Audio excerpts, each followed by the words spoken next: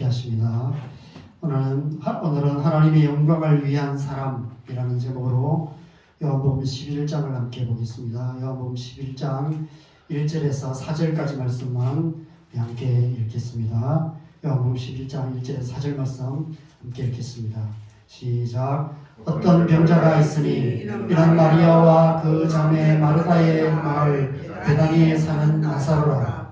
이 마리아는 향유를 주께 붓고 머리털로 주의 발을 닦은 자요 병든 나사로는 그의 오라비이더라.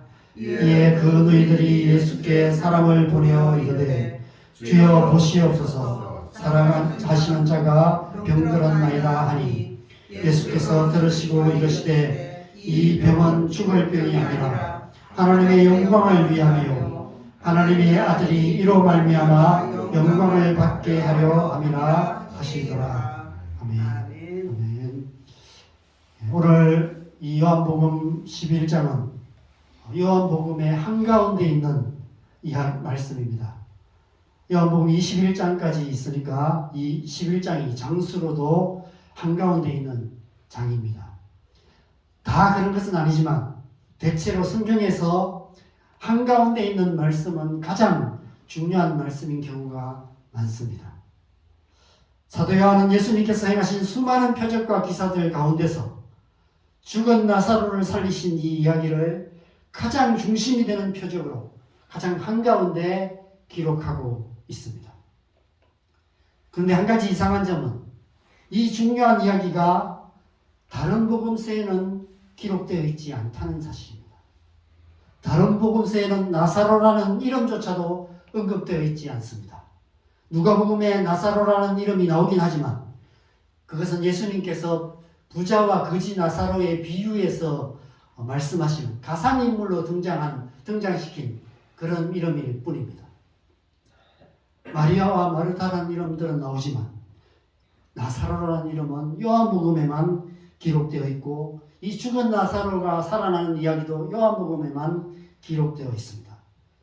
죽은 지 나흘이나 지나서 무덤 속에서 썩어가기 시작했던 그 나사로를 살리신 기적은 예수님이 행하신 기적 중에서도 가장 놀라운 기적 중에 하나고 또 부활과 관계되어 생각한다면 굉장히 중요한 그런 기적이었습니다. 그런데 왜 다른 복음서들은 이 중요하고 놀라운 기적을 기록조차 하지 않았을까요? 그래서 성경을 비평적으로 연구하는 학자들 가운데는 이 이야기의 역사성의 의문을 제기하기도 합니다. 실제로 있었던 일이 아닐 수도 있다. 이런 의미로 얘기를 하기도 하고요. 어쩌면 또 이런 얘기도 하는 분들도 있습니다. 갈릴리 어느 구석에서 일어난 일이었기 때문에 사람들이 믿지 않았던 설마 그런 일까지 일어났을까 이렇게 생각했기 때문에 그 역사성에 대해서 의문을 제기하는 그런 이야기들도 많이 있습니다. 그런데 저는 그래서 오히려 이 이야기가 더 중요한 이야기라는 생각이 듭니다. 여러분 성경의 저자가 누구일까요? 성경의 저자는 디모데후서 3장 16절에 모든 성경이 하나님의 감동으로 된 것이다 라고 말씀하시는 것처럼 성령께서 성경의 저자입니다. 성령께서 하나님의 사람들에게 감동을 주셔서 성경을 기록하게 하셨죠.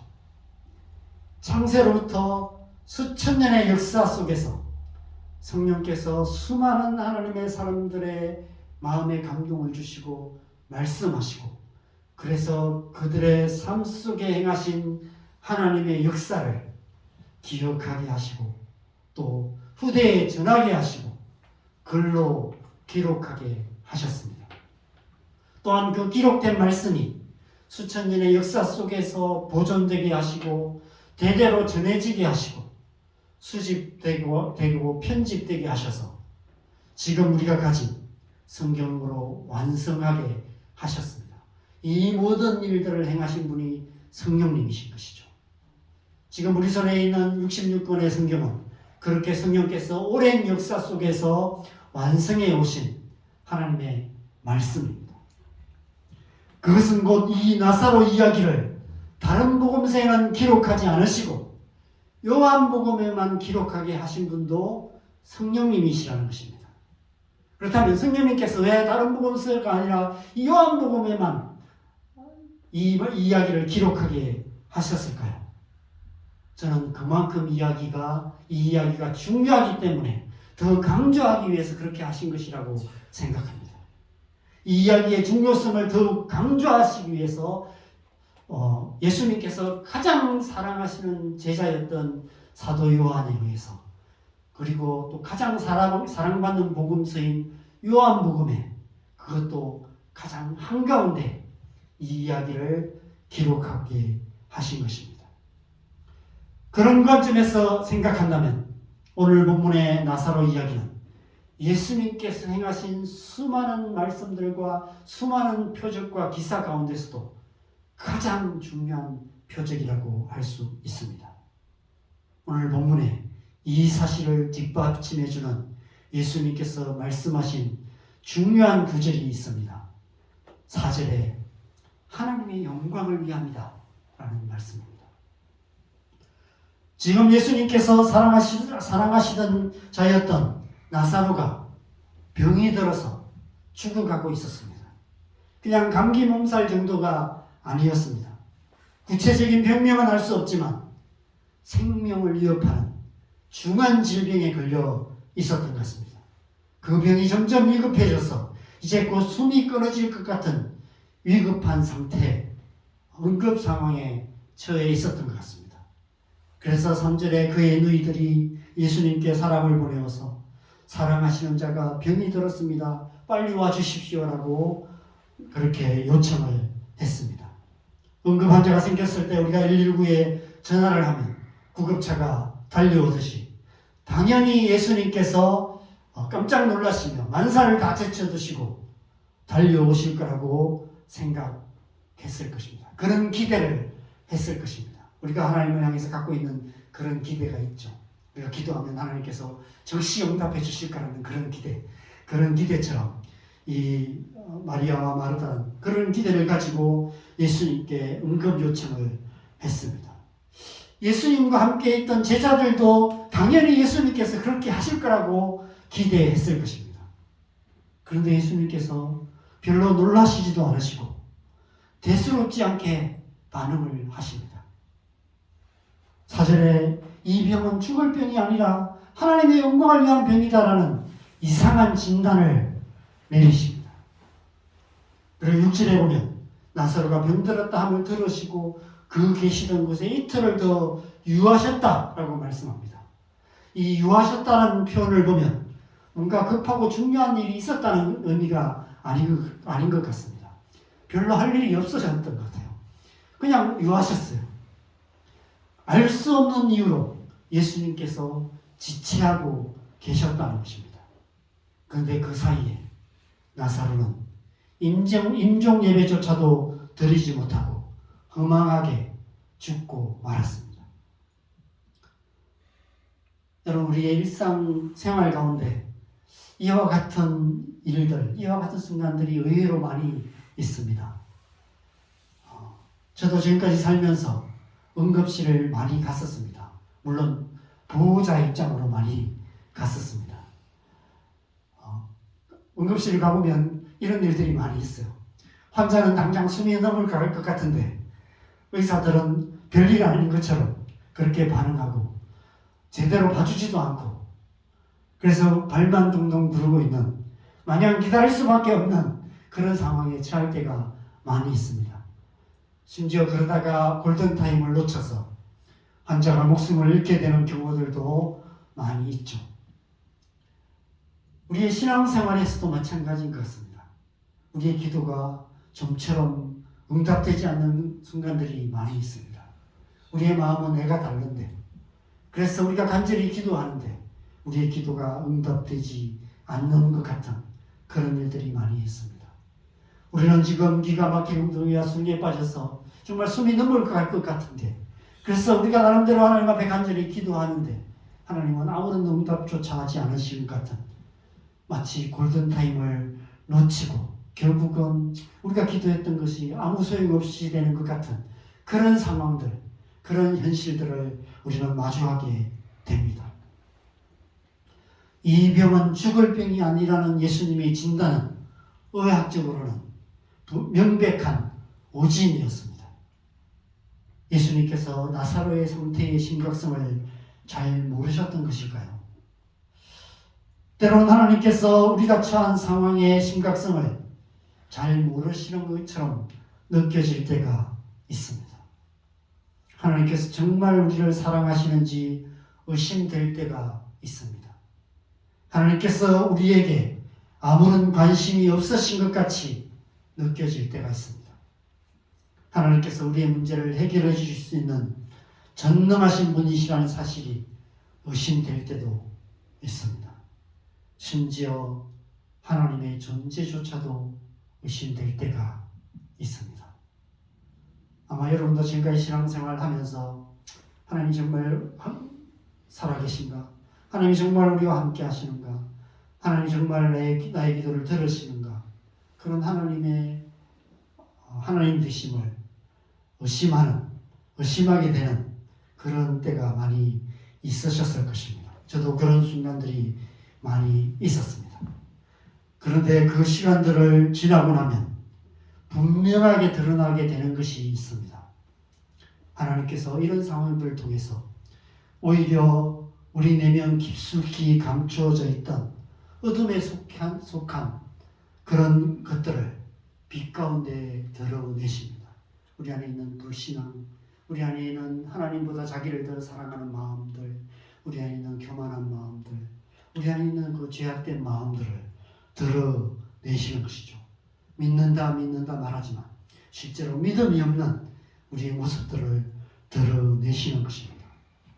오진처럼 보이는 예수님의 진단이 오히려 우리의 내면을 정확하게 진단하시는 결과가 되는 것입니다. 그래서 이사야 55장 8절 9절에 보면 내 생각이 너희의 생각과 다르다라고 말하며 내 생각은 너희의 생각과 하늘 땅만큼 높다라고 말씀하고 계시는 것입니다. 예수님께서는 나사로가 곧 죽을 것이라는 것을 아셨을 것입니다. 그럼에도 불구하고 이 병은 죽을 병이 아니라 하나님의 영광을 위하며 하나님의 아들이 이로 말미암아 영광을 받게 하려 함이라는 너무나 불합리하고 모순된 말씀을 하십니다. 어떻게 나사로의 죽을 병이 하나님의 영광을 위한 병이 된다는 말씀일까요? 여러분, 인간이 처한 가장 불합리하고 모순된 문제가 무엇이라고 생각하십니까? 인간이 처한 가장 불합리한 문제, 가장 모순된 문제는 죽음이라는 문제입니다. 죽음이라는 사건 자체가 인간이라는 존재에 있어서 너무나 불합리하고 모순된 문제입니다. 모든 사람은 다 죽습니다. 이 세상에 태어난 모든 사람은 다 죽을 수밖에 없습니다. 한때 이 세상에 탄생한 것을 축하하며 기뻐했던 그 존재를 향해서 언젠가는 그의 죽음을 애도할 수밖에 없습니다. 여러분, 얼마나 불합리하고 모순된 일입니까? 한 사람이 이 세상을 떠나는 그 순간에 또 어떤 사람은 이 세상에 태어납니다. 이 세상에 누군가는 태어나고 누군가는 또 죽음을 맞이하게 됩니다. 그렇게 또 이 세상에 환영받으며 축하받으며 태어났던 누군가가 또 살다가 어느 순간에는 많은 사람들의 슬픔 가운데 죽음을 맞이하게 되는 거예요. 이 얼마나 불합리하고 모순된 일일까요? 결국 죽을 건데 우리는 왜 태어나는 것일까요? 결국 죽을 건데 우리는 왜 이토록 삶에 집착하게 되는 것일까요? 어떻게 보면 인간은 죽기 위해 태어나고 죽기 위해 살아가는 존재들입니다. 존재의 끝이 죽음이고 삶의 끝이 죽음이라는 사실만큼 불합리하고 모순된 일이 어디 있겠습니까? 오늘 본문에서 마리아와 마르다 그리고 나사로가 처한 상황은 우리가 죽음 앞에서 흔히 경험하는 일들입니다. 저희 어머니 소천하셨을 때를 생각해 보면 사랑하는 사람이 죽어가고 있는데 우리가 할 수 있는 일이 아무것도 없었습니다. 의사의 판단에 맡길 수밖에 없는데 응급실에 정확한 진단을 내릴 수 있는 의사조차도 없는 그런 상황이었습니다. 그럼에도 불구하고 의사의 판단에 맡겨버렸던 우리의 어리석음, 그리고 사랑하는 사람이 죽어가는 모습을 보면서도 우리가 할 수 있는 것이 아무것도 없다는 무력감, 그런 것으로 괴로워했던 시간들이 생각이 납니다. 또 한편으로는 어머니께서 살아나시기를 바라면서도 또 한편으로는 너무 고통스러워하시는 모습을 보면서 어머니께서 더 이상 고통당하지 않으셨으면 좋겠다라는 두 가지 마음도 동시에 들었던 것 같습니다. 얼마 전 소천하신 우리 사랑하는 준상 형제님 앞에 대해서도 그런 마음이 있었던 것 같습니다. 사랑하는 사람의 죽음 앞에서 우리는 이처럼 불합리하고 모순된 복잡한 마음, 두 가지의 마음을 갖게 되는 것 같습니다. 그런데 여러분, 이보다 더 비교할 수도 없이 불합리하고 모순된 일이 이 땅에 일어났습니다. 영원하신 하나님께서 죽을 수밖에 없는 유한한 인간이 되셔서 이 땅에 오신 것입니다. 예수님께서 육신을 입으시고 불합리하고 모순된 인간의 현실 속으로 들어오신 것입니다. 왜 오셨을까요? 왜 예수님께서 이 땅에 오셔서 십자가에 죽으셨을까요? 오늘 병든 나사로에 대해 이 병은 죽을 병이 아니라 하나님의 영광을 위하며 아들이 그로 말미암아 영광을 받게 하려 함이다 라고 말씀하시는 의미가 바로 이 모순되고 이 불합리한 말씀의 의미가 바로 그 의미입니다. 예수님께서 지금 십자가의 길을 가고 계세요. 우리 요한복음을 계속 보면서 예수님께서 이제 감림산에서 그 8장에서 감림산에서 내려오셔서 가나마다 현장에 잡힌 여인 앞에서 두 돌판을 주십니다. 용서와 회개의 세 계명을 주십니다. 그리고 그 하나님의 자유의 율법을 선포하신 후에 이제 길을 가세요. 길을 가시는데 어디를 가십니까? 십자가를 향해서 가고 계십니다. 예수님께서 지금 십자가를 길을 가고 계시는 이유가 인간 존재의 가장 불합리하고 모순된 인간의 본질적인 문제를 해결하시기 위함이라고 말씀하고 계시는 거예요. 바로 죽음의 문제입니다. 예수님께서 십자가로 향하시는 그 길에서 먼저 나면서부터 맹인이었던 사람을 만나서 그 눈을 뜨게 하십니다. 지력을 이겨 그 눈에 바르시고, 그래서 나면서부터 맹인이었던 그 눈을 다시 새롭게 창조하셔서 보게 하셨습니다. 그리고 십장에서는 목자와 양의 비유를 통해서 우리의 귀, 닫혀져 있는 귀, 하나님의 음성을 듣지 못하는 우리의 귀를 여셔서 하나님의 음성을 듣는 사람이 되게 만드실 거라고 말씀하셨어요. 유진 피터슨의 책을 보면 이렇게 비유를 합니다. 우리의 귀가 마치 그죠? 귀가 없는 뼈가 닫혀져 있는 밋밋해 있는 그런 모습이었는데 하나님께서 곡괭이를 들으시고 그것을 파시는 우리의 두개골을 파서 우리의 귀를 뚫어서 귀를 만들어 주시는 그런 비유로 말씀을 해석하세요.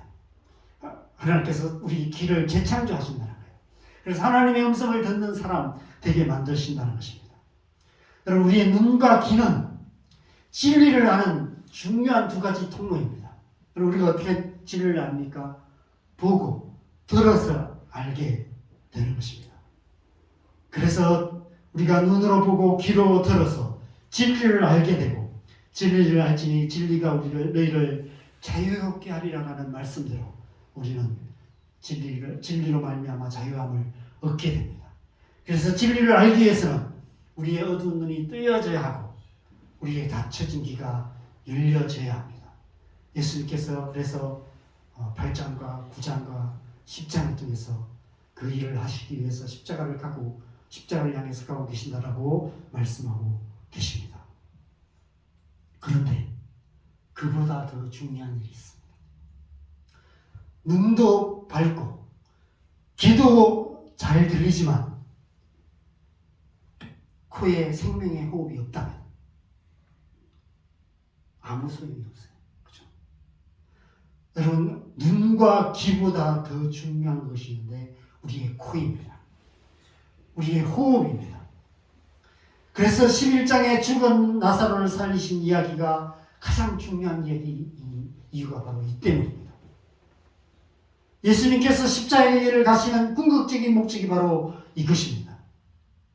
이 일이 하나님의 영광을 위한 일이 되는 이유가 바로 이 때문입니다.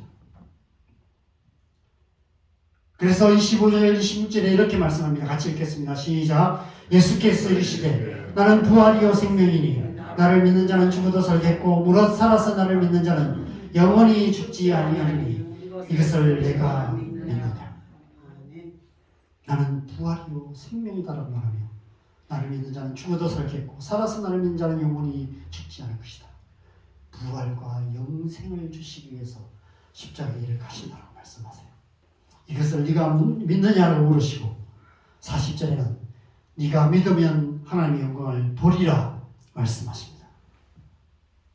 여러분, 이 말씀은 단지 죽었던 나사로 한 사람이 다시 살아나는 것을 말하는 것이 아닙니다.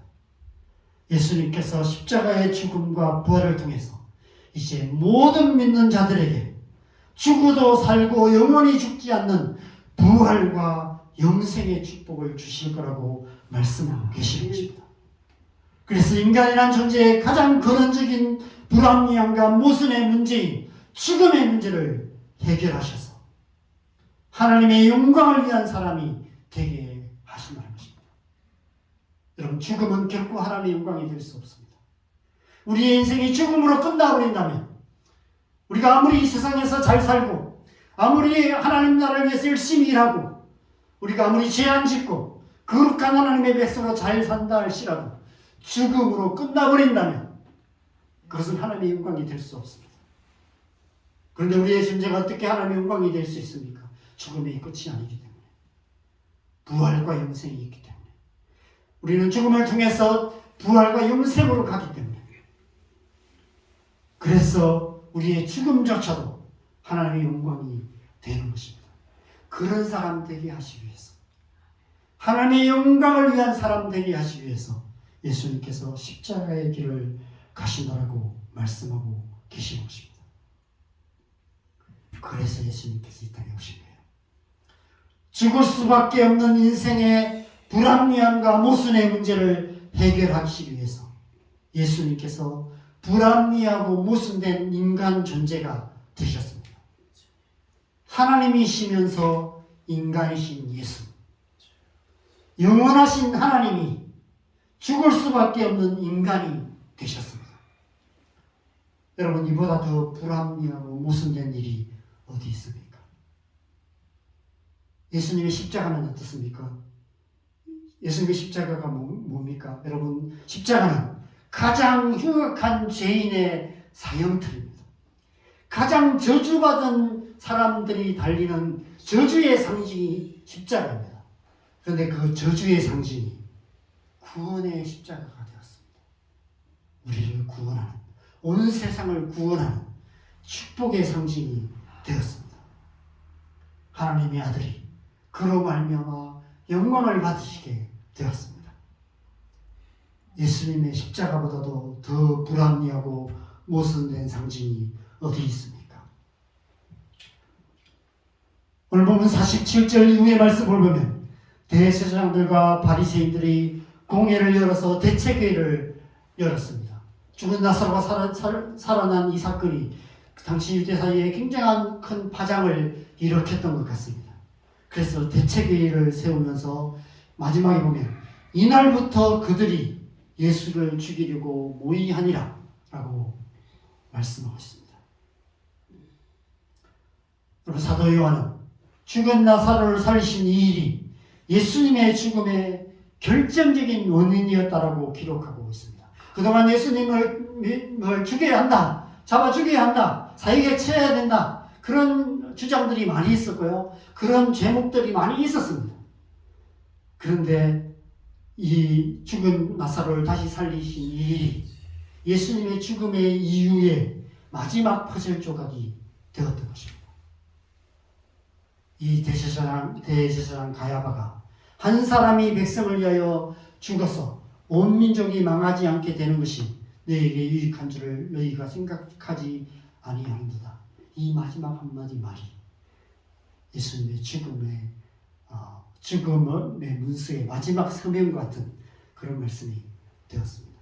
그래서 예수님께서 이제 십자가를 주실 수밖에 없게 된 것이죠. 여러분, 이 세상에 이처럼 불합리하고 모순된 판결이 어디 있을까요?